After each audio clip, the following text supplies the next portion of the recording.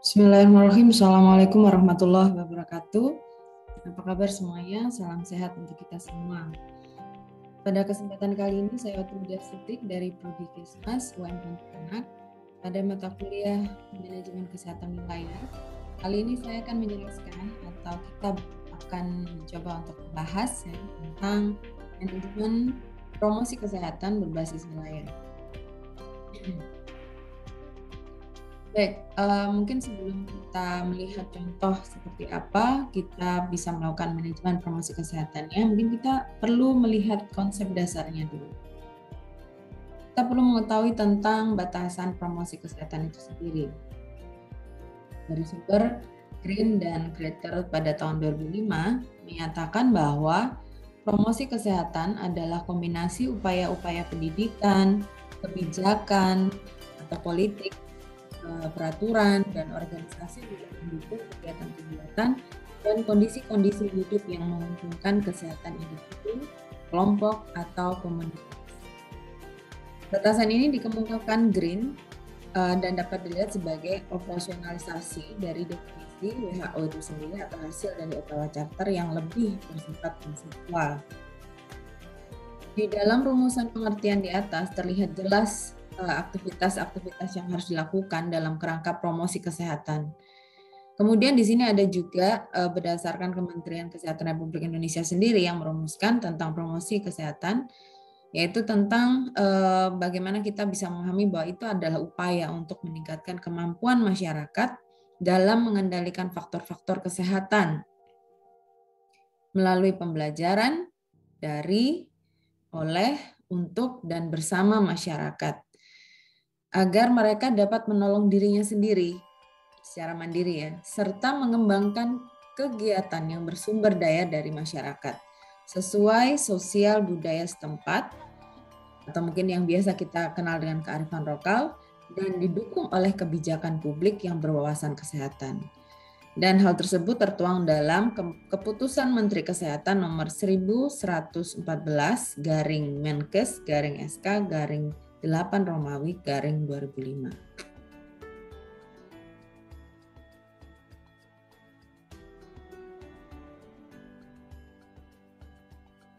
Nah, kalau kita melihat dari skema itu sendiri, keputusan menteri yang tadi kita sudah bahas, bahwa di sini ada satu proses pemberdayaan masyarakat, yang dimana kita bisa melihat bahwa di situ ada satu pembelajaran untuk masyarakat itu sendiri.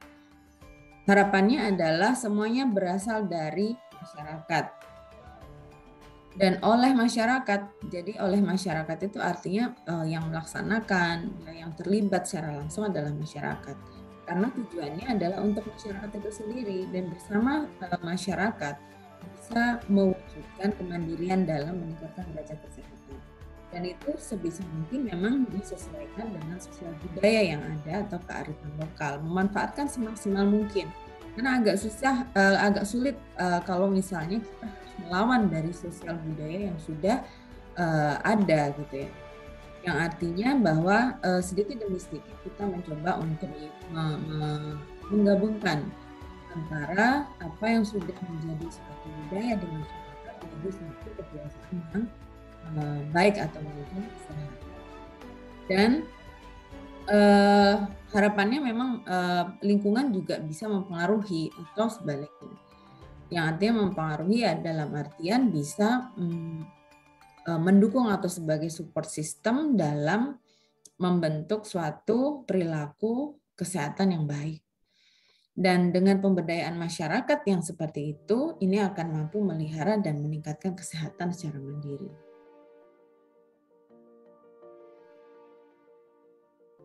Nah, sedangkan Undang-Undang Kesehatan Republik Indonesia nomor 36 tahun 2009 di sini menyebutkan bahwa visi pembangunan kesehatan adalah meningkatkan kesadaran, kemauan, kemampuan hidup sehat bagi setiap orang agar terwujud derajat kesehatan masyarakat yang setinggi-tingginya. Dan itu sebagai investasi sumber daya manusia yang produktif secara sosial dan ekonomi. Sehingga seolah menjadi suatu underline dari keputusan menteri yang pada tahun 2005 diterbitkan Sehingga ini akan menebalkan bahwa memang harus benar-benar masyarakat itu disadarkan sehingga mereka mau dan mampu untuk mewujudkan derajat kesehatannya secara mandiri.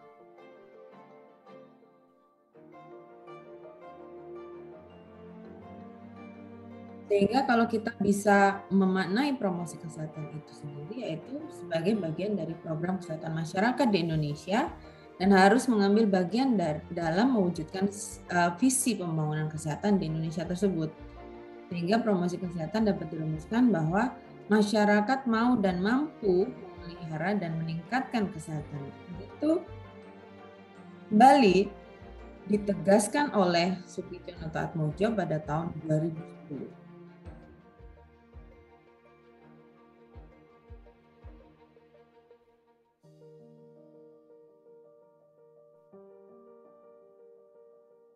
Sekarang kita melihat tujuan promosi kesehatan. Berdasarkan WHO, ada dibagi menjadi tujuan umum dan tujuan khusus. Tujuan umumnya adalah mengubah perilaku individu atau masyarakat di bidang kesehatan itu, that for sure. Kemudian tujuan khususnya menjadikan kesehatan sebagai sesuatu yang bernilai bagi masyarakat. Menolong individu agar mampu secara mandiri atau berkelompok mengadakan kegiatan untuk mencapai tujuan hidup sehat. Dan yang ketiga, mendorong pengembangan dan penggunaan secara tepat sarana pelayanan kesehatan yang ada.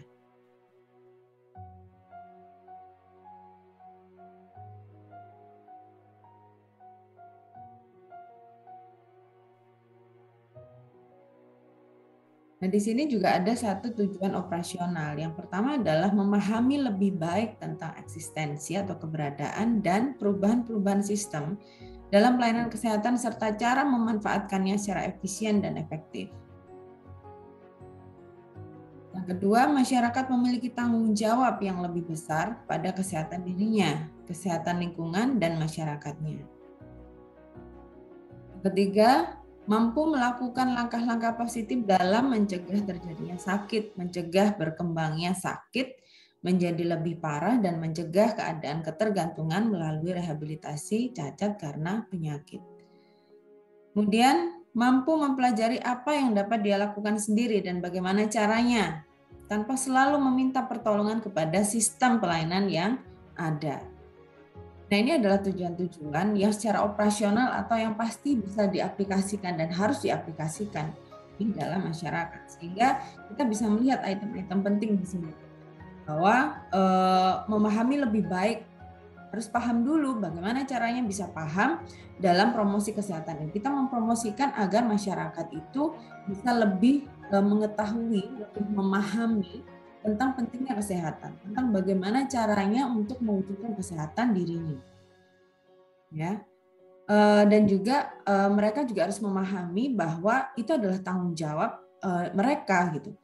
Jadi bukan tidak hanya menitik beratkan pada semua instansi yang berkait, misalnya puskesmas lah, rumah sakit lah, itu semua harus berasal dari kesadaran akibat dari tingginya atau tingginya pemahaman masyarakat itu terkait dengan pentingnya kesehatan.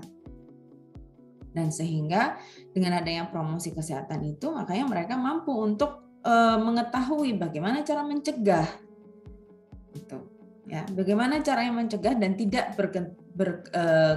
ketergantungan terhadap pengobatan dan bahkan rehabilitasi. Yang penting itu harus mencegah dulu. Mereka tahu bagaimana caranya supaya tidak terjadi sakit. Dan tetap meskipun dengan adanya pencegahan, mereka juga harus mampu untuk mengetahui dengan adanya promosi kesehatannya ini, memaksimalkan dari pelayanan kesehatan yang sudah diupayakan oleh pemerintah. Nah, ini menurut Green, dia ada menuliskan tentang 4 tujuan. Yang pertama tujuan program, tujuan pendidikan, perilaku, dan intervensi perilaku dalam promosi kesehatan. Tujuan program merupakan pernyataan tentang apa yang dicapai dalam periode waktu tertentu yang berhubungan dengan status kesehatan.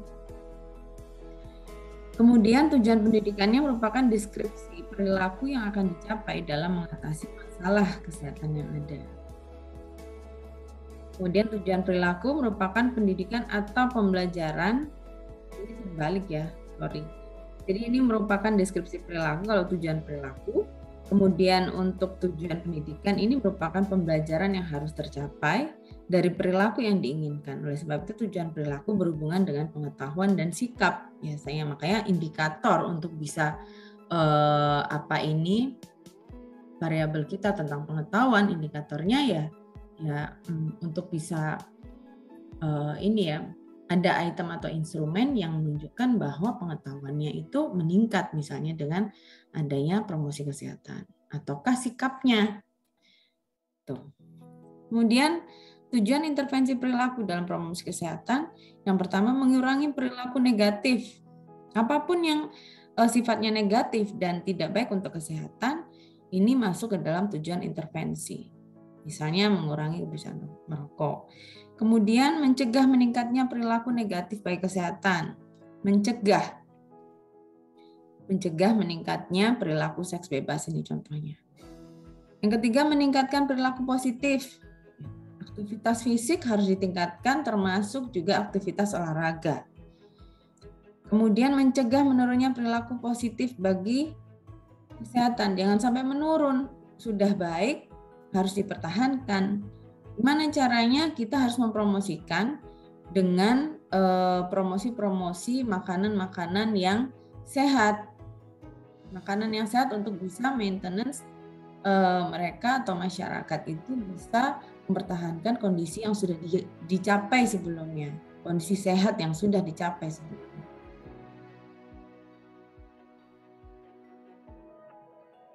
Nah, bagaimana cara kita melaksanakan strategi dengan berdasarkan kewilayahan ini setelah kita mengetahui tentang bagaimana promosi kesehatan itu dan tujuan dari promosi kesehatan itu sendiri? Tentunya kembali lagi ke materi yang kita sudah bahas pada pertemuan kedua tentang manajemen, kita bisa mengaplikasikan teori tersebut. Teori manajemen itu ada POAC. P for planning atau perencanaan, O for organizing atau pengorganisasian, A for actuating atau penggerakan dan pelaksanaan, C controlling, di sini tempatnya untuk pemantauan dan memonitor kegiatan melalui instrumen-instrumen yang sudah direncanakan untuk mengukur bagaimana efektivitas, bagaimana keberhasilan dari program atau promosi kesehatan yang sudah diterapkan di masyarakat. Kemudian yang E, kita evaluasi, evaluating. Apakah dari keseluruhan segenap program yang sudah dilaksanakan termasuk promosi kesehatan di dalamnya, apakah memang sudah mencapai target yang diinginkan? Kalau targetnya untuk mengukur bagaimana pemahaman, berarti hasil dari promosi kesehatan itu adalah meningkat pengetahuan, itu adalah indikatornya. Dan itu dievaluasi seberapa banyak peningkatannya, apakah cukup signifikan untuk dikatakan bahwa memang itu berhasil, ataukah seperti apa, ataukah indikator lainnya, apakah memang ada penurunan kasus permasalahan di wilayah tersebut dan lain sebagainya. Itu dievaluasi dan item-item mana yang kurang pada kegiatan program kesehatan ataupun promosi kesehatan yang dilaksanakan itu apa saja, sehingga itu menjadi acuan untuk melaksanakan perbaikan dan juga melaksanakan program yang lebih baik di masa yang akan datang.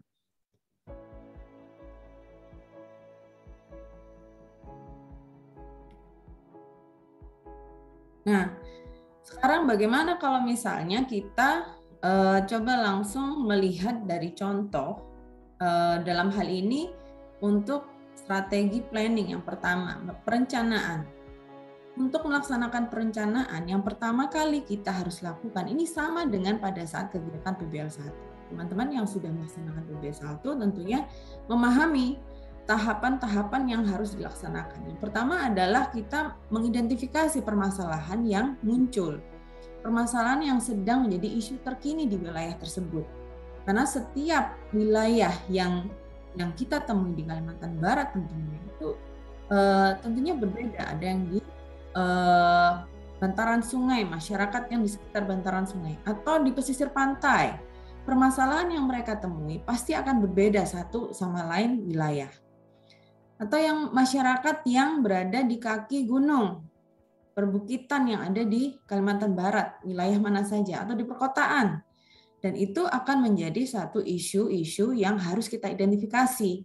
Di pertama kali yang harus kita laksanakan adalah identifikasi masalah. Yang kemudian kita memprioritaskan masalah yang mana yang benar-benar memiliki suatu nilai yang tinggi untuk dijadikan sebagai masalah utama.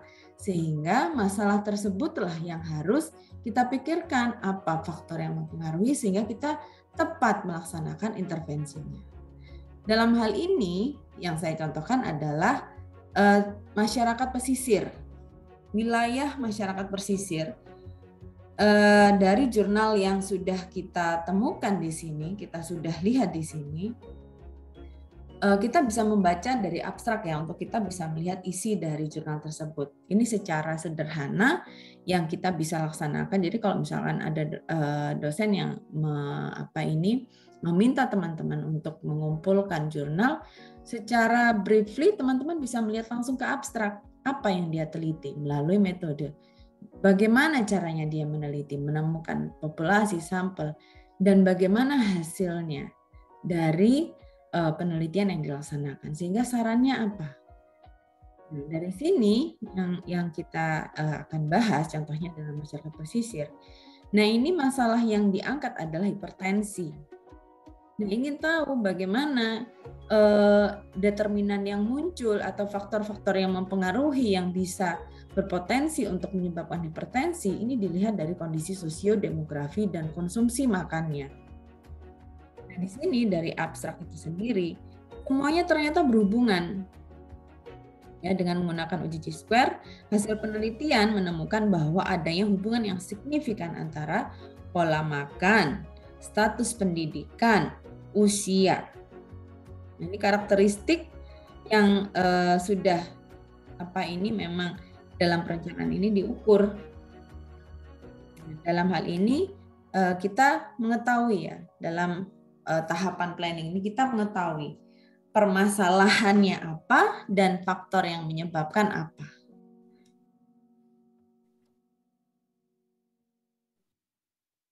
Dan untuk bisa melaksanakan actuating, apa saja yang harus kita kumpulkan selain permasalahan dalam tahapan planning adalah identifikasi karakteristik masyarakatnya. Karena setiap wilayah tentunya karakteristik demografi masyarakatnya juga berbeda. Antara perkotaan dengan wilayah di luar perkotaan ya. Ataupun yang kita lihat adalah topografinya misalnya. Dari yang pesisir pantai, yang kemudian kita bisa juga lihat yang berada di pegunungan, masyarakatnya itu seperti apa, kita lihat karakteristik demografinya. Apakah mereka semuanya lebih banyak berpendidikan tinggi, ataukah berpendidikan rendah malah, atau bahkan tidak ada yang sekolah. Itu ada di dalam karakteristik masyarakat, baik itu digambarkan melalui tabel ataupun yang berdasarkan spasialnya, kewilayahannya.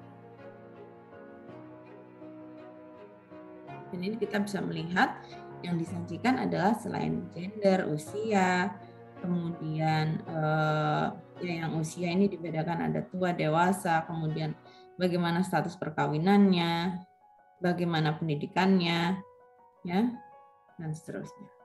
Dan setelah kita berhasil mengupayakan identifikasi semua latar belakang dan permasalahan yang kita bisa jadikan sebagai acuan, maka waktunya setelah itu adalah organizing, organisasi masyarakat dan semua pihak terkait dalam penyusunan rencana intervensi.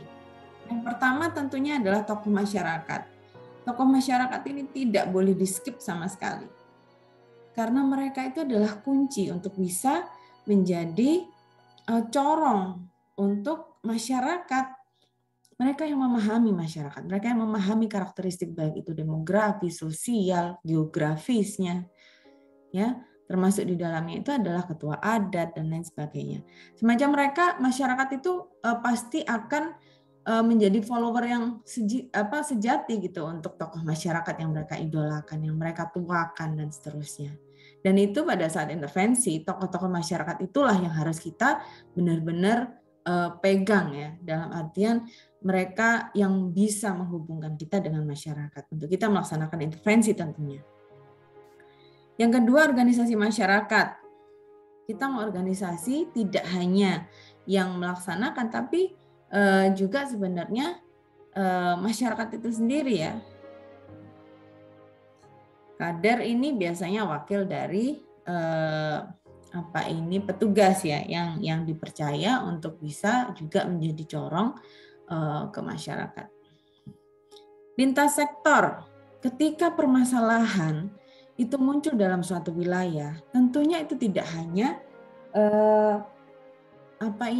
menjadi tanggung jawab salah satu instansi saja. Misalnya puskesmas bertanggung jawab atas sakitnya masyarakat yang ada di sini.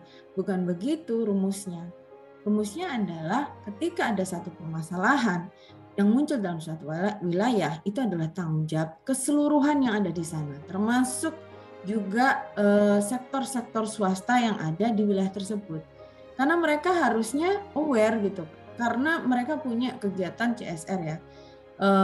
Yang kegiatan ini adalah mencoba untuk menarik atau menggait masyarakat agar masyarakat itu bisa mendapatkan kemanfaatannya. Dan itu harus dikeluarkan dana CSR itu sebenarnya. Dan itu bisa jadi untuk membantu dalam pelaksanaan program-program intervensi masalah kesehatan. Ya, jika kita melihat di sini, ini banyak sekali yang bisa dihadirkan dalam organizing people-nya ini ya, organizing everything. Kemudian pelaku usaha, sama juga dengan lintas sektor ini tadi, keseluruhan yang ada di sana, pengusahanya, itu wajib tahu bahwa ternyata ada program tersebut untuk intervensi masalah yang terjadi di sana.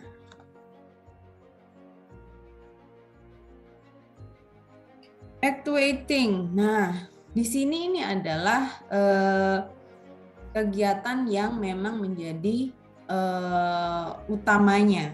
Dan jadi dalam melaksanakan promosi kesehatan, mestinya setelah kita mengetahui dan mengidentifikasi karakteristik masyarakatnya, kita pastinya tahu mereka itu sebenarnya lebih banyak mendapatkan info-info atau berita-berita terbaru tentang kesehatan itu dari mana medianya? Apakah dari media massa yang cetak misalnya, koran, ataukah dari, kalau radio udah nggak zaman ya kalau jam sekarang.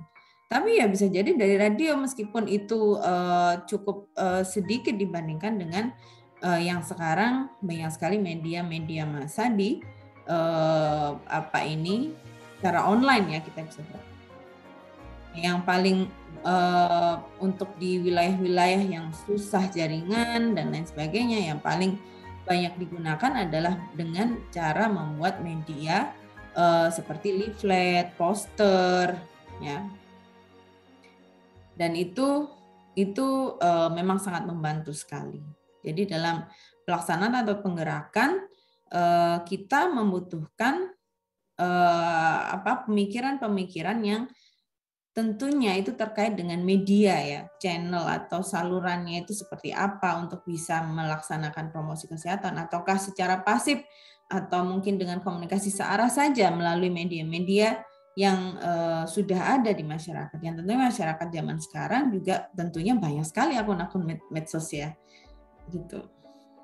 Jadi kalau hipertensi ya contohnya seperti ini, brosurnya mungkin seperti ini. Artinya ketika petugas ataupun semua kelompok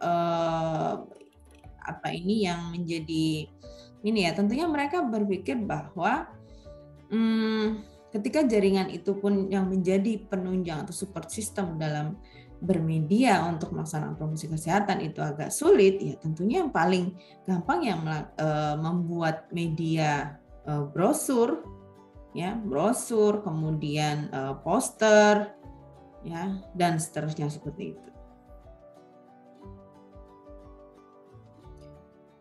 Nah, yang controlling yang tadi sudah saya sampaikan, controlling dan evaluating ini penting juga untuk kita laksanakan di akhir sehingga bisa memperbaiki program berikutnya dari hasil monitoring yang ada. Baik, saya rasa itu ya teman-teman, mungkin singkat, yang artinya bahwa dalam mempromosikan kesehatan itu diperlukan segenap